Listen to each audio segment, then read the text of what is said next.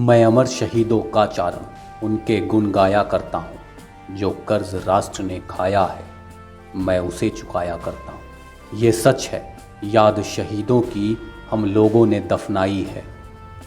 ये सच है उनकी लाशों पर चलकर आज़ादी आई है। ये सच है हिंदुस्तान आज जिंदा उनकी कुर्बानी से। ये सच अपना मस्तक ऊंचा उनकी बलिदान कहानी से। वे अगर न होते तो भारत मुर्दों का देश कहा जाता।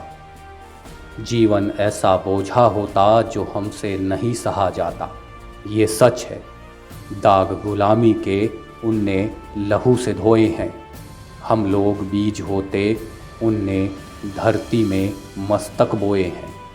इस पीढ़ी में उस पीढ़ी के मैं भाव जगाया करता हूँ। मैं अमर शहीदों का चारण उनके यश गाया करता हूँ।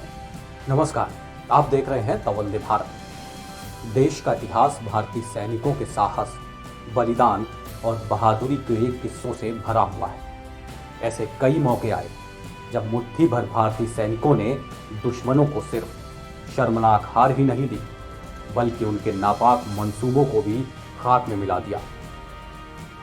58 साल पहले आज का दिन यानी 18 नवंबर 1962 और लद्दाख की चुशुल घाटी में प्रवेश का रास्ता रेजांगला भारतीय सैनिकों के इस बहादुरी और बलिदान के जज्बे का गवाह बना था।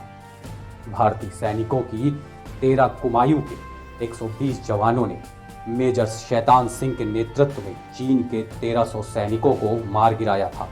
उन्हीं जाबाज सिपाहियों में से एक थे गुरुग्राम के छोटे से गांव नखरौला के वीर चक्र विजेता हुक्मदेव चंद जी, जिनको आज उन्हीं के गांव वालों एवं समाज सेवियों ने गांव में वीर चक्र विजेता हुक्मचंद जी के स्मारक पर श्रद्धांजलि दी।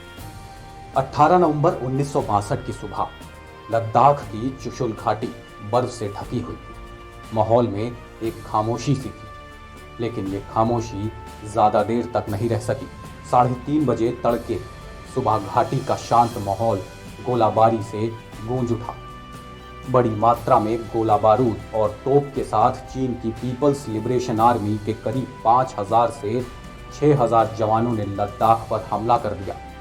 मेजर शैतान सिंह के नेतृत्व वाली 13 कुमायूं की एक टुकड़ी चुशुल घाटी की हिफाजत पर तैनात थी।